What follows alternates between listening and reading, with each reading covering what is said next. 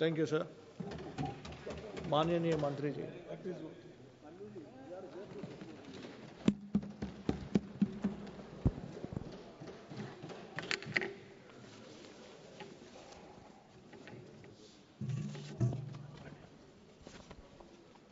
माननीय सभापति महोदय, आज हमारे carriers of goods by sea bill 2024 के बारे में आज हमारे परम आदरणीय संसदगण ने भाग ली है और सब लोगों ने बड़े महत्वपूर्ण अपनी सुझाव भी दी है। मैं सबको विशेष रूप से धन्यवाद देना चाहता हूं। विजय कुमार जी, कृष्ण प्रसाद टेमिटी जी, आदित्य यादव जी, निशिकांत दुबे जी, प्रतिमा मंडल जी, सुप्रिया सोले जी, तिलेश्वर कामत जी, अरविंद चौहान जी, रविंद्र दत्त वेकर जी, गुरुमूर्ति जी, सुदामा जी, एनके परमेश्वरन जी और विशाल दादा प्रकाश बाबू जी, सागर ईश्वर कुमार जी और कोई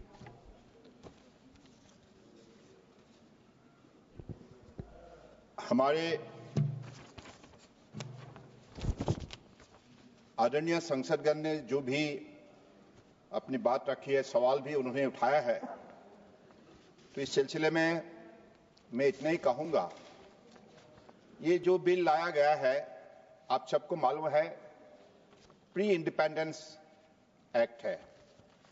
100 साल पहले ब्रिटिश ने इसको रचना की थी और आज हमारी देश स्वतंत्र एक देश है, भारत स्वतंत्र एक राष्ट्र है। तो देशवासियों का ही अपेक्षा है कि हमारी स्वतंत्र कानून व्यवस्था बने। ये जो लोगों का उम्मीद है, जो आशा है, इन चीजों को साकार करने के लिए अगर किसी ने सामने से मजबूती से निष्ठापूर्वक कदम उठाया है, वो हमारे देश के आदर्शवादी नेता, दुनिया का सबसे लोकप्रिय नेता प्रधानमंत्री Narendra Modi. He firmly believed that we'll have to bring transformation through reforms. That is why in all the sectors, many reforms has been taken place. As a result, whatever transformation now we have seen in the country, which has been helping the nation to grow faster. That is why India is now fastest growing economy in the world. और आज आप सबको मालूम है कि port shipping waterways, this is the largest transporter of the country. 95% by volume and 70% by value. That is the EXIM cargo transportation performed by this ministry. And that is why, to make our country more competitive globally, we'll have to bring transformation through reforms. That is why this legislative reforms has been brought to the August House. And with your kind support, the last 10 March, we brought a bill of lading. With your support, this August House has passed it. Now, carriage of goods by sea, Bill 2024. It is brought here in detailed consultation with the stakeholders. After a series of consultation, all the stakeholders have been taken on board. And this main intention is very clear. We want to make it very simple and for better understanding. Let me cite out the background and also the significance of this bill. This bill intends to repeal and replace the 100-year-old pre-independence legislation, that is Indian Carriage of Goods by Sea Act 1925.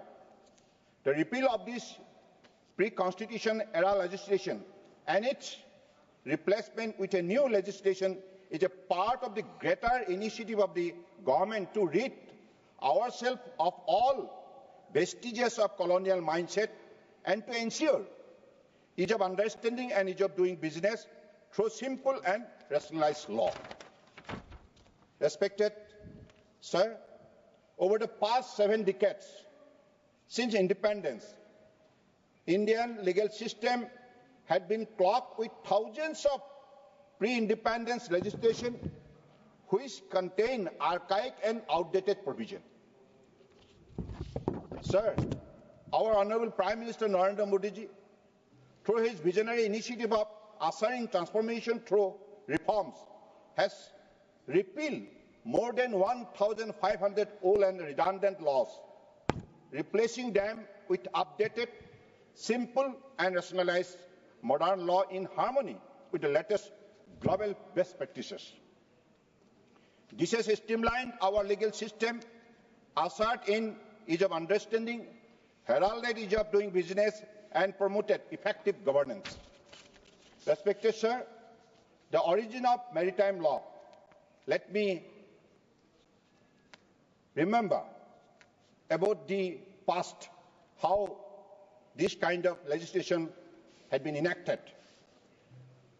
The origin of the maritime law, also known as admiralty law, can be traced back to ancient civilization, where trade by sea was vital for commerce.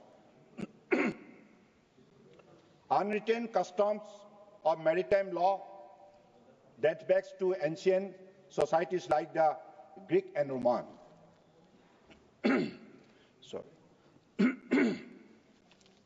The earliest maritime code was the Rhodian Sea Law, approximately 900 to 300 BC, which originated in the Greek island of Rhodes, which is considered a precursor to modern maritime law.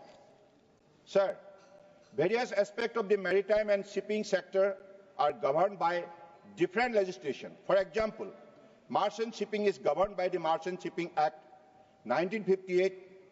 Inland vessels are governed by the Inland Vessel Act 2021.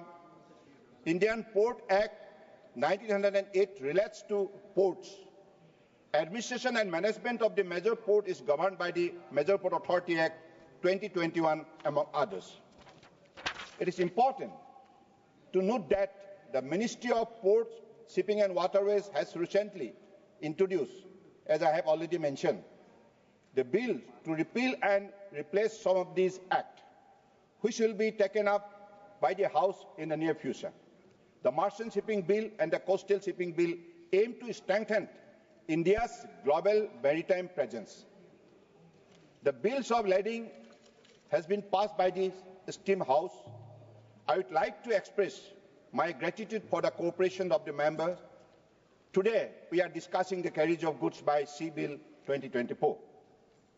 The Carriage of Goods Bill by Sea 2024 has been moved for consideration of the House to repeal Pre-Constitution Act, that is Indian Carriage of Goods by Sea Act 1925.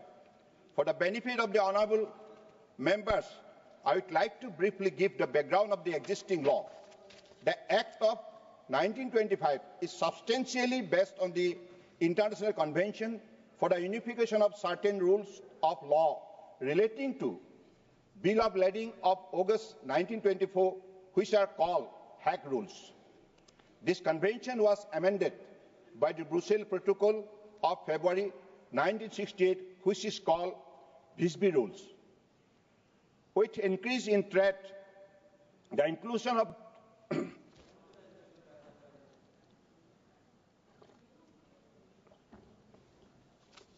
with increase in trade, the inclusion of terms of contract on bill of lading for the delivery to and receipt of goods by ship became a customary trade practice. Over time, clauses limiting carrier liability for damage or loss were added, often in favor of the carrier. In simple words, these terms and conditions were more tilted in favor of the carrier, not the shipper. This resulted in inconsistent practices regarding the liability of carriers for damages or loss to goods shipped by sea.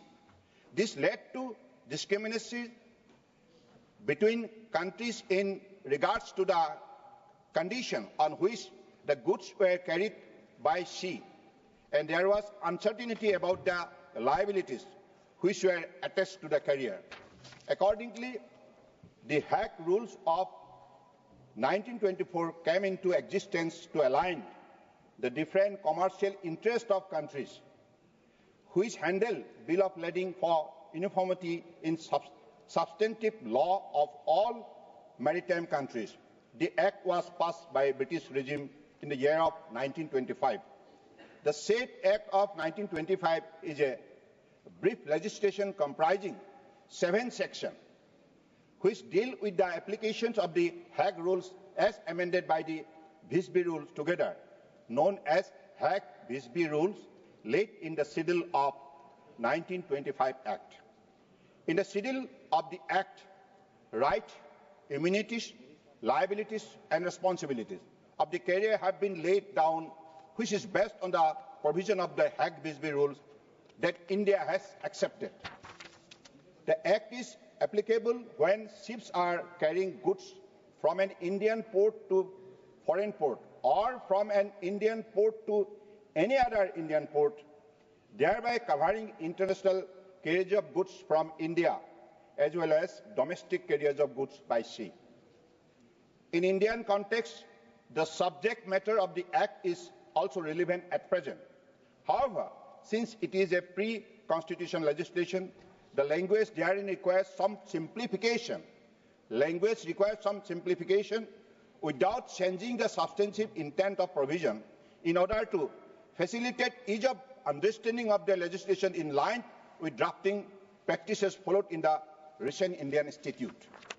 Respected Sir, let me take this opportunity to enlighten this august House about the primary objective of the Carriage of Goods by Sea Bill 2024 now under consideration of the House. The main objective of this new bill is to simplify the language of the provision for ease of understanding. To simplify the language of the provision for ease of understanding to the extent possible without changing the substantive or oblique spirit of the Act. Minor modifications have thus been made under various provisions for simplification of language of the statute to ensure ease of understanding. Similarly, the definitions of the expression, applicable rules, notification and schedule in the bill under clause 2 has been met. The aim of this clause is to ensure that the meaning of the standard term used in the bill are easily understood in line with modern legislative drafting practices. Enabling clause 8 has been incorporated to give general powers to the central government to issue direction for carrying out all or any provision of the new Act within the framework of the Act once it is enacted as a law. The aim of the clause is to ensure that the process of implementation of the provision of the bill can be smooth.